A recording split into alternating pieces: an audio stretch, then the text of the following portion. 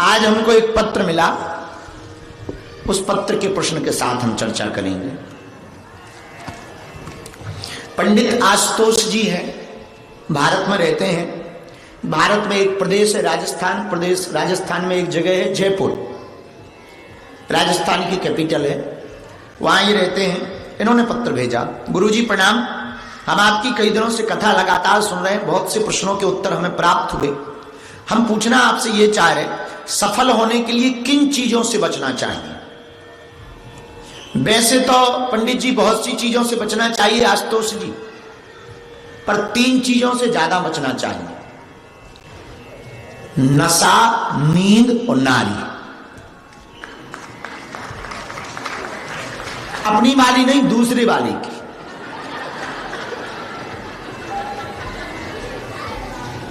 अपनी वाली से बचोगे तो अकेले हो जाओ।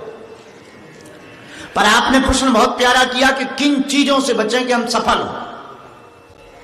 तो ये 3 बातें तो अक्सर हमने बोली ही हैं। आपका प्रश्न मिलने के बाद हमने कुछ बातें शास्त्रों से छांटी, 4 बातें, बहुत ज्यादा नहीं, 4। जिन चीजों से आप बचोगे तो आपको सफल होने से दुनिया की कोई भी ताकत रोक नहीं सकती, हम गारंटी के साथ कह सकते हैं। आपको हम पहले अपनी बात बता दें, आज हम जब हवन कर रहे थे तो बच्चे बैठे थे, तब हम अपने बच्चों को दिखा रहे थे, पंडित जी भी बैठे थे। हमने कहा हमारे गुरुजी ने हमको कुछ नहीं दिया, सिर्फ ये झोली दे के गए हमारे गुरुजी। इस झोली में कुछ भी नहीं है, मुगदर रहता, माला रहती और बहुत पुरानी हनुमान जी की गुरुजी के समय की मूर्ति, बस। संपत्ति के नाम पर हमारे गुरु यही दे गए। और चमत्कार देखिए, उसी संपत्ति के बल पर हम पूरी दुनिया में जा रहे हैं।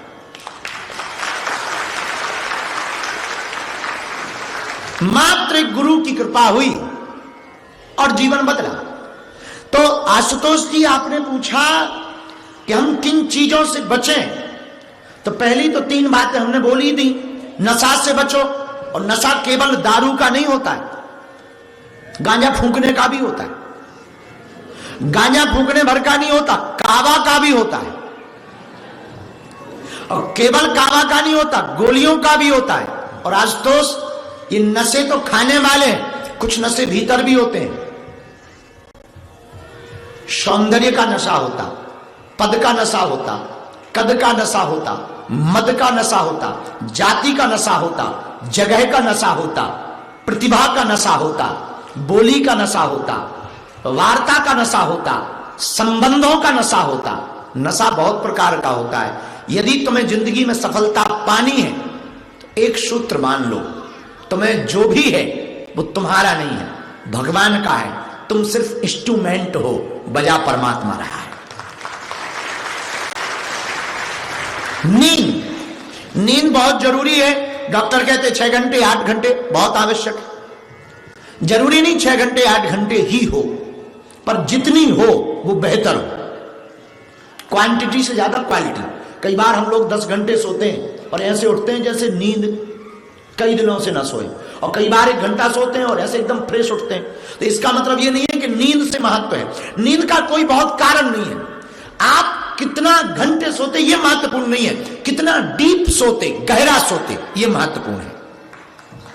ये हम नहीं कहते, बड़ी बड़ी यूनिवर्सिटियां और बड़े बड़े शोध कहते। तो नशा, नींद। तीसरा, नारी, ये बड़ी खतरनाक है। अपनी वाली नहीं, पराई।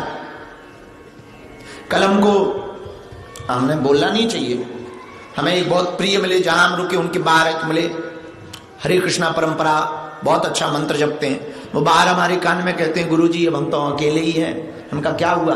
बोले हमारी वाली तो भग गई।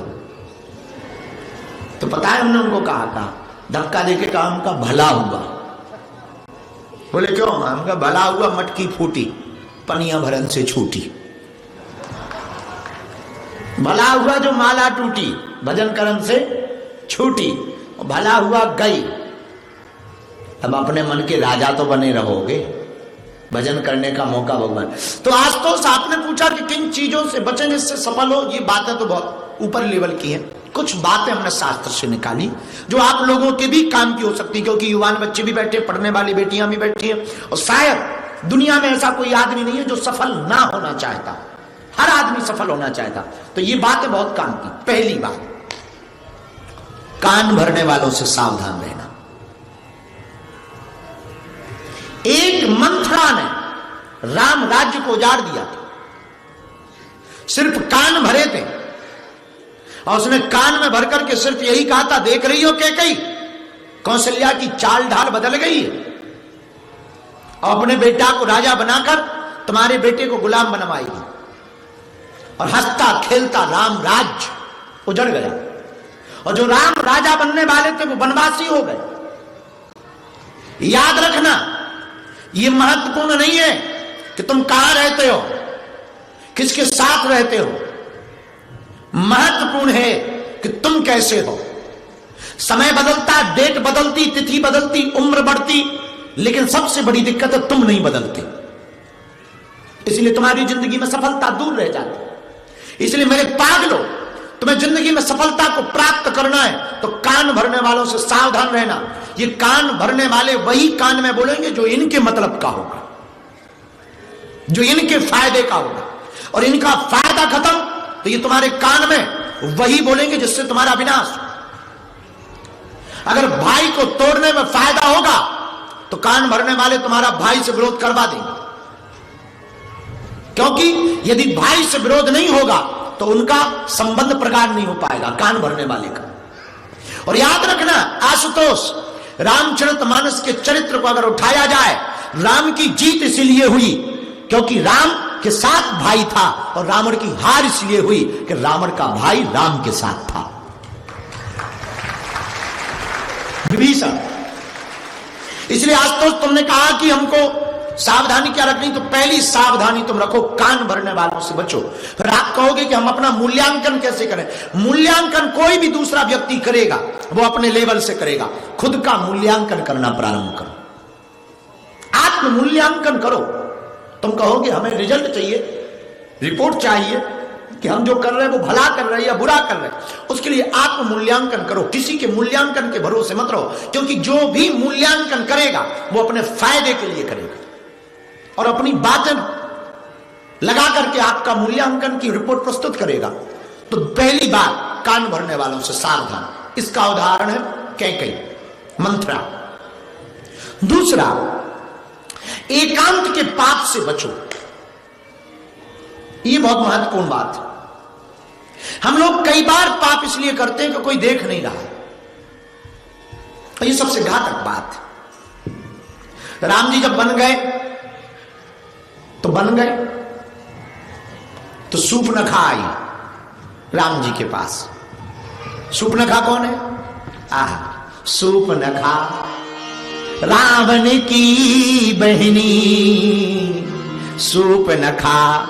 अब सूर्पनखा आई, भेष ऐसा बनाया कि अच्छी अच्छी सुंदरी लगा जाए, थी नहीं सुंदर पर बन के आई, यूं कहे मेकअप का कमाल। अब वेशभूषा बना के आई सूर्पनखा, राम जी से बोली हमारी तरफ देखो। राम जी देख नहीं रहे।